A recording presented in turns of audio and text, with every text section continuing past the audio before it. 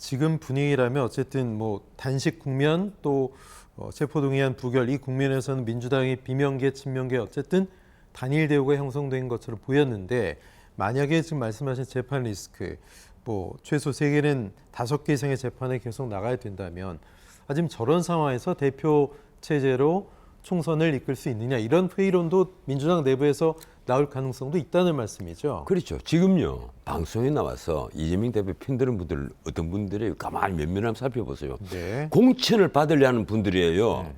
그게 그 지역이 호남이든 수도권이든 간에 내가 이재명 대표 체제에서 이 공천에서 탈락되면 안 되고 공천 받아야 된다는 분들은 전부 다 이재명 대표 지금 편을 들고 있습니다.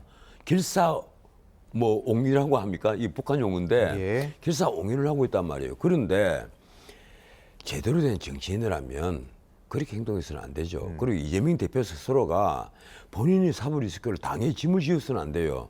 나는 내 민주당은 편을 들 이유도 없지만은 새가 늘 보수 진보 양날개로 날아야 된다는 그 주장은 저도 늘 하고 있습니다. 그 지금 한쪽 날개를 이렇게 병들게 해서는 어떻게 하겠다는 거예요. 내가 보기로는요. 지난 9월 달에 우리 국회가 이 바쁜 와중에 올스톱을 해버렸단 말이에요. 네. 지금 다시 그 고금리 고환율에 고물가, 이 고유가라고 그러지 않습니까? 지금은 네네. 유가가 워낙 급히 올라가니까 다시 그게 고물가로 우리를 덮치고 있는데 그래서 지금 고금리 문제 이걸 우리가 금리를 억누르고 있는 것을 이번에는 풀어야 될지 모르겠다. 이 말까지 나오고 있는 진짜 민생이 어려운데 이 민생 어려운 걸 만든 사람이 누군가 하면 바로 이재명 대표라는 겁니다. 내 말은. 네, 알겠습니다. 민생을 해결하려면 여야가 머리를 맞대야 되는데 걸림돌이 이재명 민주당 당 대표라는 거예요. 예. 여기에 만약에 다른 분이 있었다면 지금 아마 영수회담도 있었을 것이고 여야 당대표 회담도 있었을 것이고 아마 육자회담 이래서 뭐 정식의 의장들까지 같이 회담을 해서 벌써 야 우리 물가 대신을 어떻게 하고 금리 문제를 어떻게 하자 기본적인 논의가 있었겠죠. 그런데 이걸 전혀 할 수 없는 것이 바로 걸림돌이 누군가 하면 이재명 당대표의 사법 리스크입니다. 예.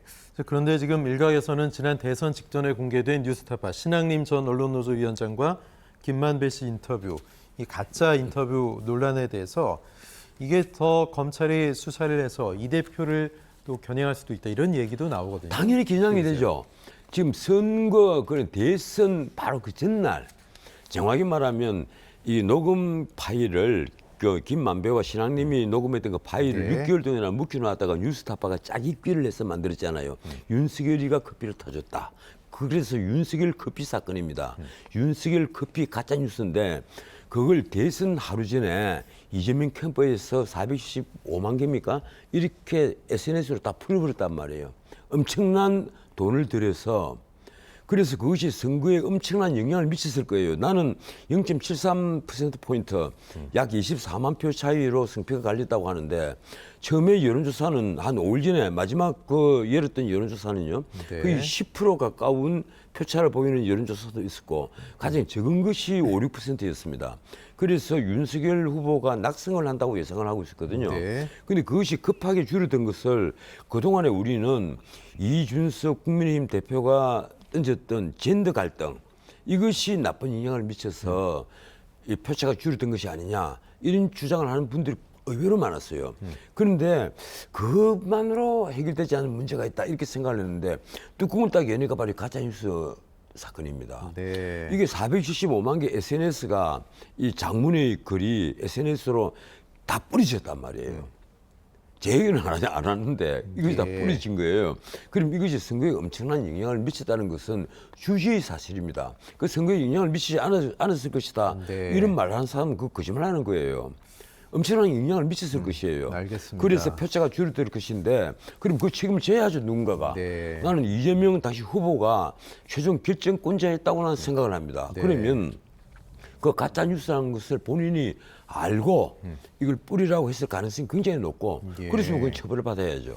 뭐 검찰의 앞으로의 움직임 좀 지켜봐야 되겠습니다. 자, 훈수 여기까지 듣겠습니다. 전원책 변호사님 고맙습니다. 예, 감사합니다.